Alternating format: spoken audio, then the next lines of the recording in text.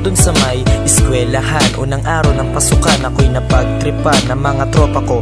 Ako doon ay may gusto sa'yo, at dahil doon ngayon nahihiya ako. Pero lumapit ka sa'kin at nakipagkamay, habang ika'y nakangiti biglaan at sabay. Tapos tinanong na nga kita kung anong pangalan. Lordian, by the way ako pala si Adam. Masaya tayo kapag magkasama, tawanan at kulitan tapos meron din drama. Hindi ko akala na aabot sa ganito, magiging kaibigan ko ang katulad mo. Ngunit isang araw balita'y di inaasahan, kayo na pala ng matalik kong kaibigan. Huli na nang nalaman, ako'y naghihinayang. Salamat sa oras at panahon na sinamahan. Nais ko na sana na malaman mo na ikaw ang siyang palaging nasa isip ko.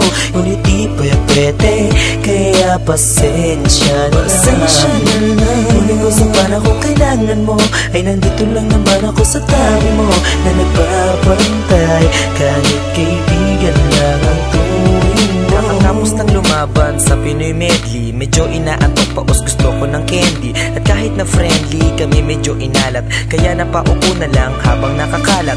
Doon sa hagdanan nakatambay kami, nagbibiruan, inaalok maging kami. At sabi ko'y walang pag-asa, pangit sa pagkanta, bakit naman habang nakangiti si Ella. Kapag recess naman tayo'y palagi nakikita, kwentuhan palagi sa may tapat pa ng kubeta. Sumama sa rekto at nagpakabanal, di muna umuwi kasi nag-victory naman. At pagkatapos nun iba na ang tema, kaya ngayon pangalan mo'y aking pinahena. Pinagkalat sa eskwela bago asarin, nung tayo magkasalubong di na naman sin.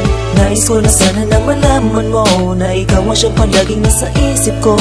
Ngunit di pwede, kaya pasensya na. Ngunit ko sa panahon kailangan mo, ay nandito lang naman ako sa tabi mo, na nagbabantay kahit kaibigan lang ang tuwing mo. At pagkatapos ang lahat parang bigla ang nawala, isang pikit, isang kibo, parang malaya na pula. Buti na lang may dumating na isang kaibigan, ako'y biglang napailing. Kaya ang pangalan, siya'y masiyahin, makulit, tapos mistisang maputi. Kapag nakikita kami, siya ay laging nakangiti. Ang kaso nga lang kaibigan lang di ko inamin ang tunay na nadarama nitong aking damdamin. Nais ko na sana na malaman mo na ikaw ang siyang palaging nasa isip ko.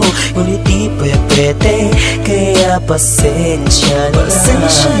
Ngunit ko sa panahon kailangan mo, ay nandito lang naman ako sa tabi mo, na